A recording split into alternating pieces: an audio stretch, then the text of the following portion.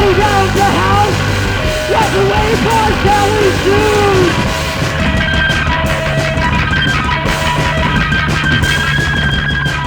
Just stood on the landing and I'm like, yeah, we could probably do that. People can just come up there and we'll just close those doors off and then we'll just close the kitchen off and, you know, we had this little plan of how it could work and it did. Pretty much every old student flat you've ever been in. Sort of felt like some sort of huge cavern because you couldn't really see beyond the people in the front row. It was really my kind of place actually. Kind of dark, dingy. I'm not such a big fan of carrying things upstairs, but I was like, at one point I was standing about a metre away from the trumpeter who was pointing the trumpet straight at me and I was just getting total massive blasts of sound. It was quite amazing.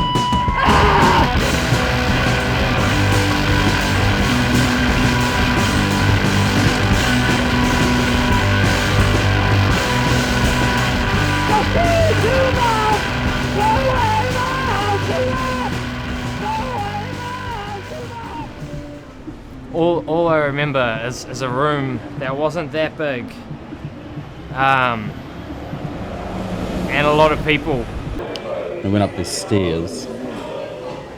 It's like a little tiny room above a shop, and someone's in a kitchen. There's the door on the right hand side. I can't remember what the number was, and there was that wee cast plaque on the door that said "Eye of Night," and it's kind of like you walk through this wee door and up the stairs. It's kind of like going into the Masons or a special handshake. The Royal Antediluvian Society of Buffaloes or something or other, and you're going into the Eye of Night. And it all looks down on the main road, just above the shops. And we followed all the cables back, all the power cables back, in this big long spaghetti loom, all the way back to one 3-pin outlet in the wall. The whole thing was driven with no special gear. And I remember walking in there and thinking, fucking hell, this is bullshit.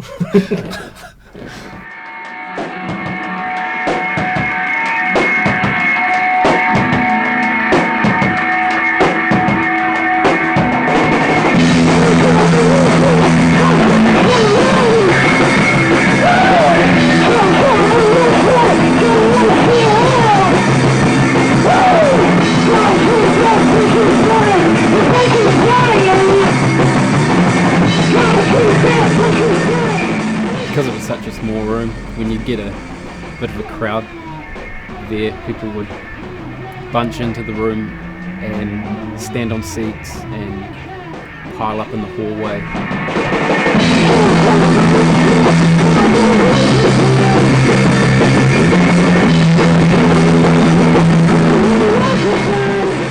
We used to be able to play music in the lounge, just have guitars and drums in there.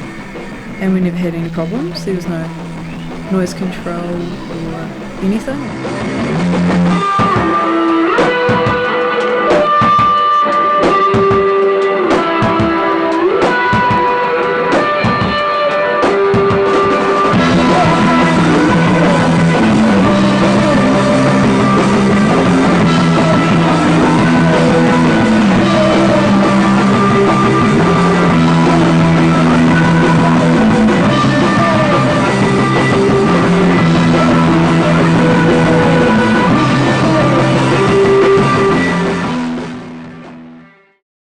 Yeah, we were all really scared to go to Wanganui because we heard all these stories about tough guys in the fish and chip shops and all-night fighting bars and bogans with their boy racer cars screaming up and down the main street.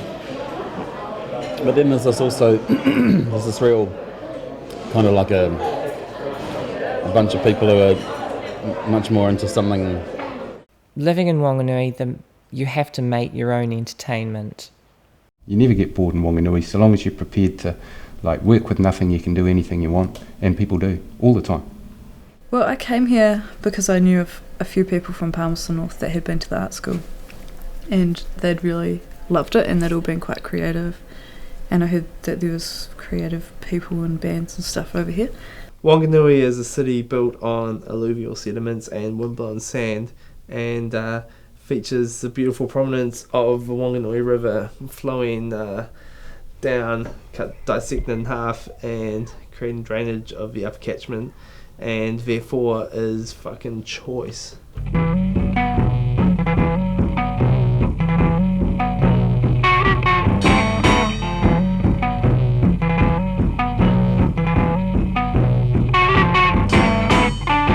Gothic colonial town Midwest that has survived as a frontier of respect and dysfunction. There are two elements to it, I think. There's the pretty establishment and the old networks, and then there's the slight hoary side of it.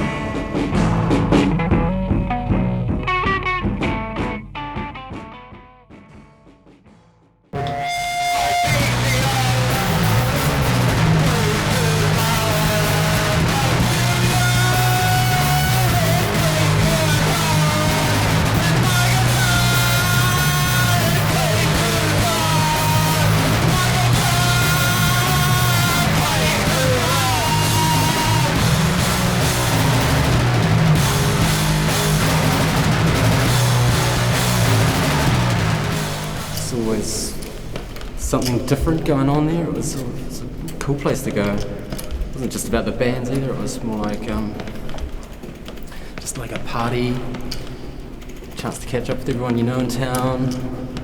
Yeah, it was so varied because often, you may only have just a handful of locals go to a gig, but then the band may have brought their entourage with them. So it would often be from one gig to the next, be a very different crowd.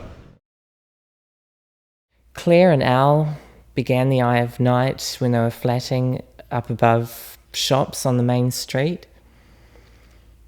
I didn't know where they'd come from. I hadn't met them before, but we soon became really good friends. Well, Al and Clare are both more artists, musicians.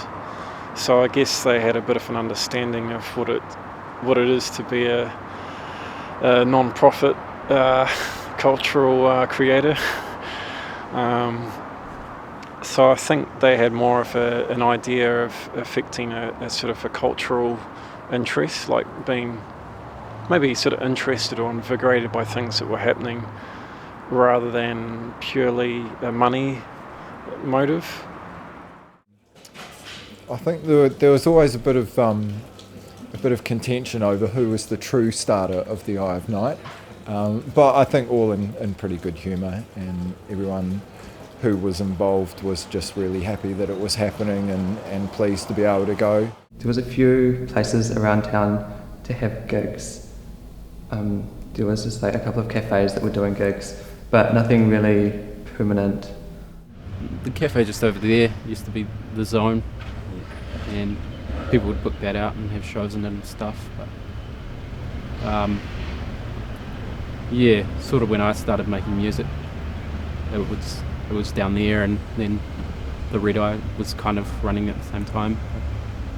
Yeah, there wasn't a lot happening in Wanganui, I think, before the Eye of Night came along.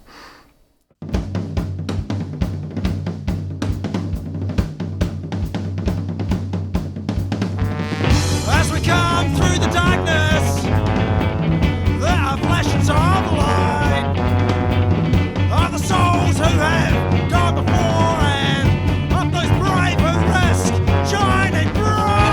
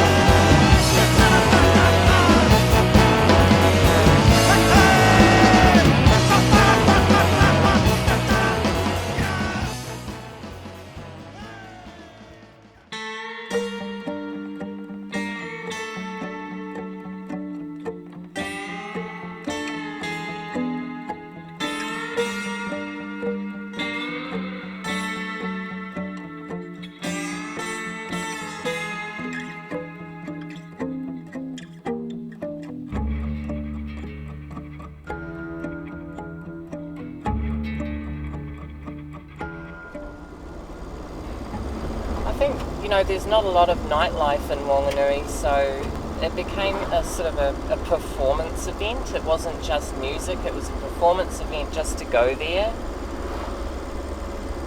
It was kind of like going to visit the Addams family. Sweaty. Very sweaty. That's my main recollection.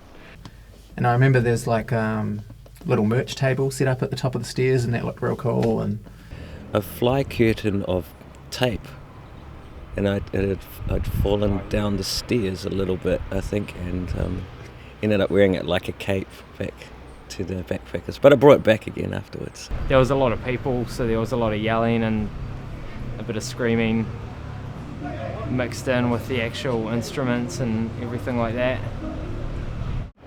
I think I came across it after going to an exhibition and seeing Clare do a performance where she was like doing something with guitars and sticks, and I was all like, whoa, you can do that kind of thing with guitars. And I was like, wow, I have to find out more about this, and ended up going to some of the shows that they had there. And the only place I could fit in was sitting right next to the drum kit, right next to where Elle was playing, and all I could hear was the drums, and that went on for an hour, and then afterwards I pretty much just walked out of there with my ears ringing. My taste in music is pretty eccentric, but it was the only time I've really had an opportunity to mix up lounge and disco and techno pop and anything I liked, really. It seemed like you just sort of made a vibe in there, and people would enjoy it from different rooms, or they'd climb out the window onto the awning or the roof. You could hear it everywhere because it was so small. Didn't matter if you're in a different room.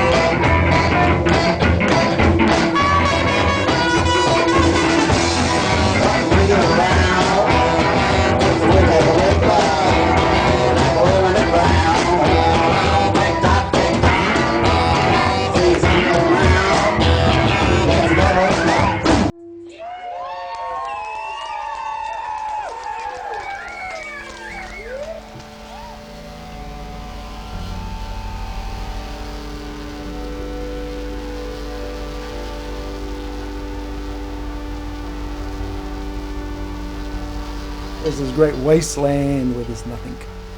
And that's one of the first reasons why it was fantastic, as a little place to stop off rather than that 10-hour drive from Wellington to Auckland. Not really much between Auckland and Wellington, except for a whole lot of fucking kilometres. And it's some of these out-of-the-way towns that people don't really think about putting on one of their tour stops. But that's where you can have some of your best shows, you know?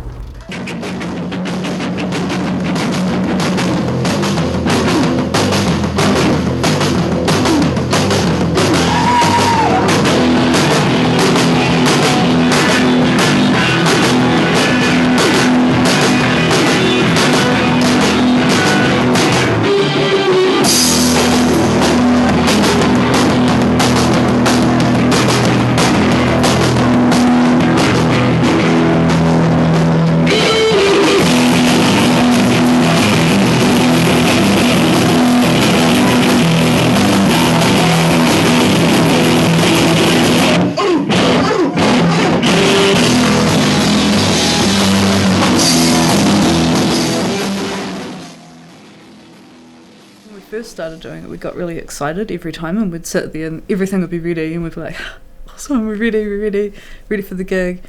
But we'd just be waiting around, waiting for ages. Like, everything was perfect, like tweaking little things. And then after a while it just got real easy. Like, we knew where to put stuff to get it out of the way, and we realised, well, you can't really keep people from wandering all around the house, so we'll just let people wander all around the house as well. that's all good. Yeah. And it felt like it was all set up for the artist to feel comfortable. There were different zones. Well, at first I used to go stand in the lounge, but it was so loud in the lounge that I ended up going out to the kitchen because I could actually hear the bands better. But then there was a party in the kitchen anyway at that place, you know, someone playing some totally different music. Oh, well, last time was Tijuana Brass Band. Even exciting things happened in the bathroom, like once Jonah found all of these old greeting cards that had, like, you open them and they sing happy birthday or whatever, and he lined the entire bathroom with them and had them open, so you go in there and it's just this mess of like Now there's a place if you wanna go out, something to do in this dead end town. It's alright if you wanna hang out, it'll lift you up if you're feeling down. Lift your emotions and you feel alright. Forget all your hassles as you go inside. I'm heading downtown, I know where to go. Past all the trips at the Tech Sports Bar, past the police blondes and the big boy friends, right past the jail bait and the pistol hands. Leaving behind as you go up the stairs. Forget all your troubles, forget all your cares. He had like stuff just how he wanted it. Al was he was very much like that, like he needed things to be just so, you know. Lots of shows we did, like we travelled quite a bit with them, and I remember on tour, one show we did in Berlin and another show that we did in LA at the Smell. I remember the dude who was doing the sound at the Smell coming up to me and going, "Oh, whoa, he's a smart guy, man." And I was like, "Yeah, I know." And Al had like rewired the whole sound setup for our 20-minute gig. And Al was always like building shit. He was always making more PA stuff, and I've got a feeling there was some lighting rigs and kind of shit like that as well that made it like pretty professional for a house party, you know. He literally went and got sort of tin cans about this big, painted them black and mounted light bulbs in them, and I think he came in and used the drill press to sort of, you know, drill various holes and things to make brackets to mount them. So he had it was almost like a model railway keeper had come in and made a model of a light set and then put it up on the roof, and it worked in miniature. And he also made his own little box with controls.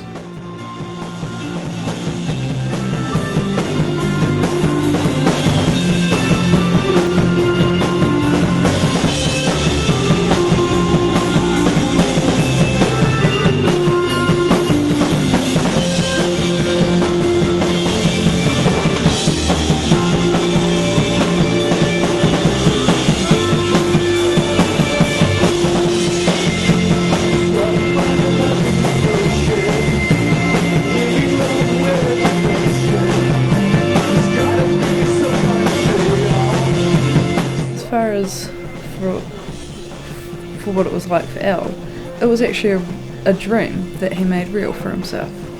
He loved that place, like he loved it.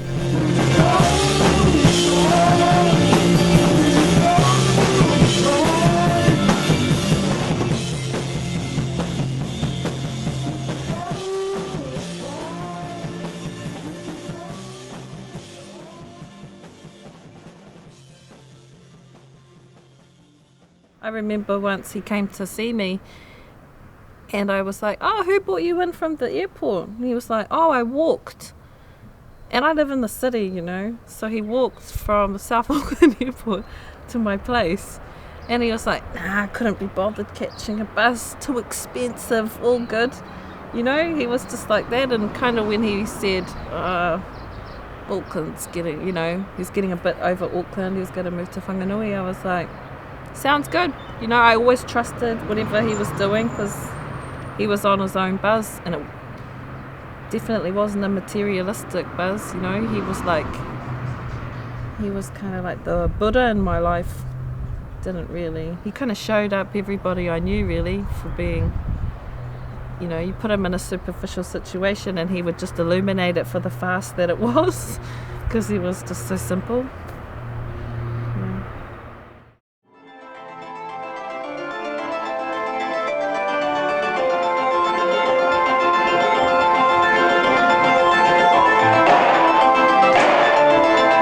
I think you'd have to be a very brave, trusting person to host a venue in your lounge. I get this rage from my father.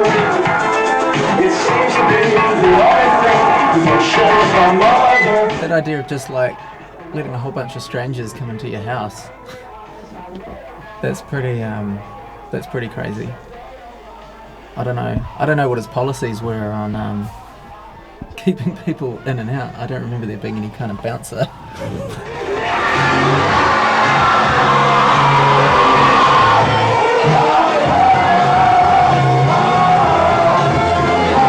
I think that the venue sort of made it so people would treat each other with a little bit more respect.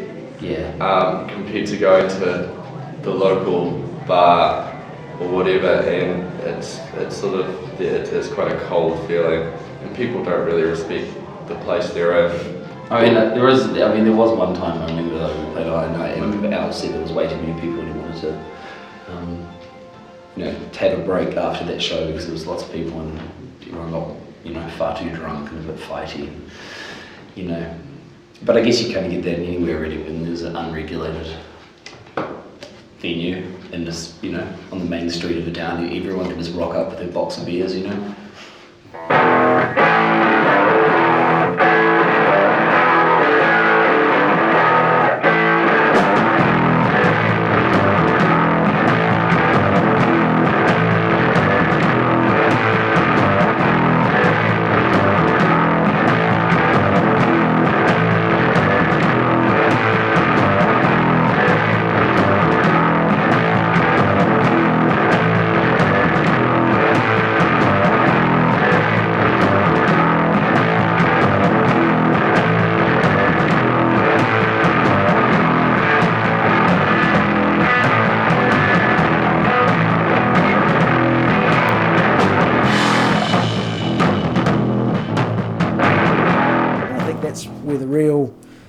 Vibrant art happens, not in silos and not in bunkers where everybody likes the same records, but in places where nobody really knows what everybody else likes, and you have to kind of absorb everything else that's around and everything else that is being presented. It reduces the music back to the music and the spirit of the music without all the trappings of a big successful night or making heaps of money or the usual goals that people seem to have. I reckon, well, personally it's like a reminder of how things can be done more from an enthusiastic impetus rather than a career-based or sort of more profit-motivated reason.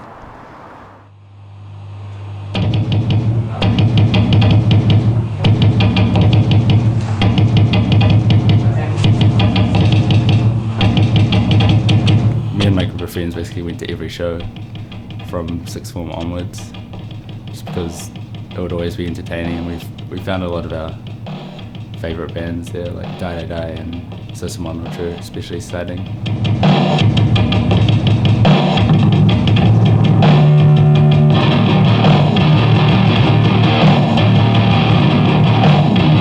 I think it played a huge role in creative people's lives. I think that was like really a huge part of the creative community.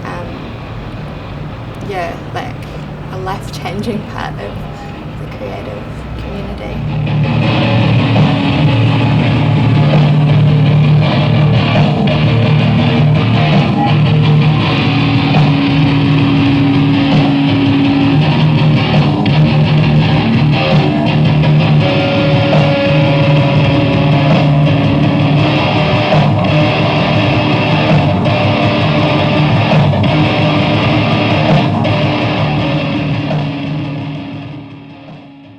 new venues started to arise after the Eye of Night really started to take off. Like there was the Mutton Club,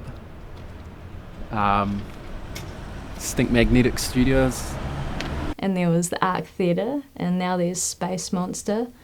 Well, this is the venue called Space Monster. This is my first venue, and this is my first show. Well, we're just putting on gigs so far, and I don't even know when the next one's going to be, but it's promising to be soon. And then since then I've heard about the Arc. Yeah, and so I decided to start something myself in honour of the Eye of Night, and so I started the Arc Theatre.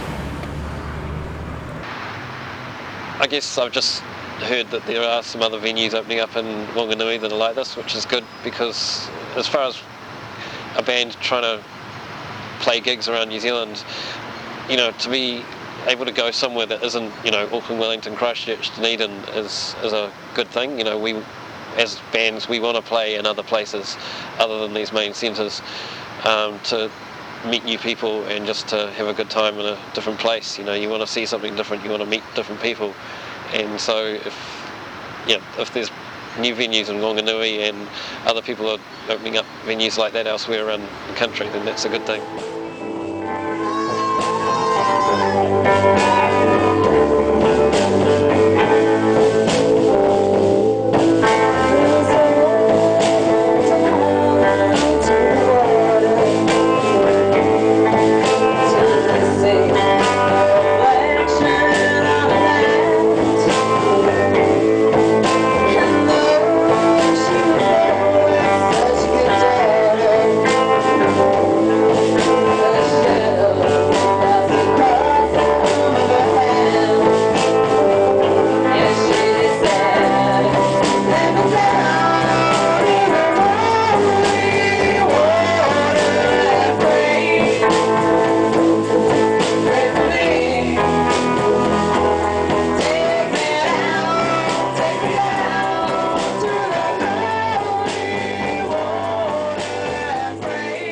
I think Wanganui needs to keep that up for sure. I think it's really important for Wanganui, but I think everyone needs to have an Eye of Night.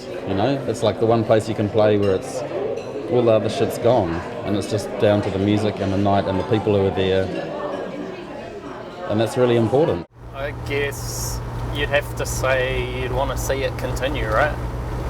After Eye of Night, Wanganui became a place you could actually play a good show and have a good time and get people through the door and cover some expenses, and after that I think it meant bands wanted to play there because there were definitely people that wanted to see them. It was another reason for us to visit there from Wellington. I reckon there needs to be more of that. You just carry on providing a space for opportunity to happen, then opportunity presents. Big concert arenas or legendary bars have not got a patch on what can happen, in somebody's lounge if they are living their art and being able to participate as an audience, as a gig goer, there's no such thing as a punter. I mean, the price that's ever charged on the doors at these sorts of events only just pay for the petrol for the musicians, really. It truly is a koha situation, and you end up with an energy, you end up with an experience that you can't buy, can't manufacture. The difference is just ridiculous. The motivation behind it's completely the motivation's different. Huge. There's no money involved. It's just about love. And then you leave. You walk back out onto the street and everything's kind of normal in Wanganui again. And you've just been somewhere and done something special, but nobody else would know. Yeah. It's just magic. Just miracles.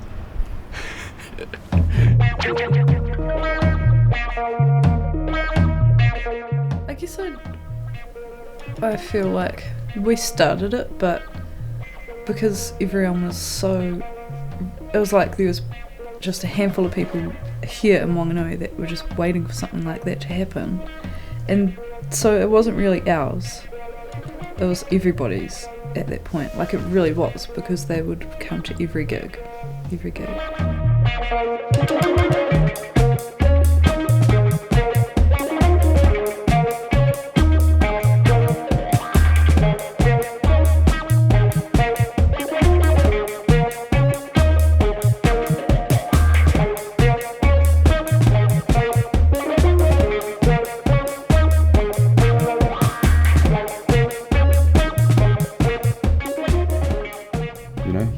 Sell this to the masses because the masses don't want it.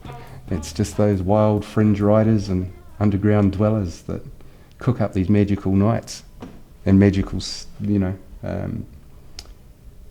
magical addresses appear. The Eye of Night was a magical address. It was just a bloke's flat who was passionate about what he wanted to do and wouldn't let anything stand in his way. Take that year after year, and before you know it, you've got an underground culture that's worthy of anywhere on the planet, and it just happens to be in Wanganui,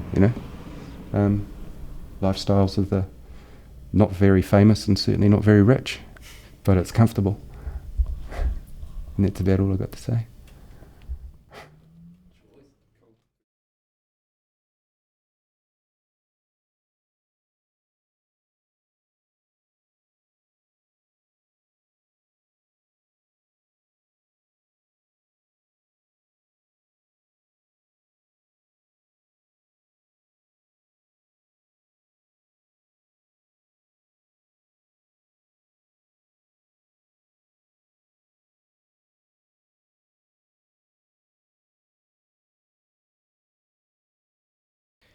Pasting posters around the town, a patient smile, a gentle voice. Would you live here by choice? Of course, he says, and means it. On a windswept city street, he came, he lived, he died, and tried to keep home fires burning and a tired old town turning for younger ones learning to fly. Up a staircase steep, through a black tape screen, recording what has been and will yet be seen, through an eye of night. One is enough to see the truth and the light. Mr. LC5, we wish you alive, but we know you are rigging a gig up in heaven, starting round 11. The place you prepared in your front room for us, we keep in our hearts, forever in trust.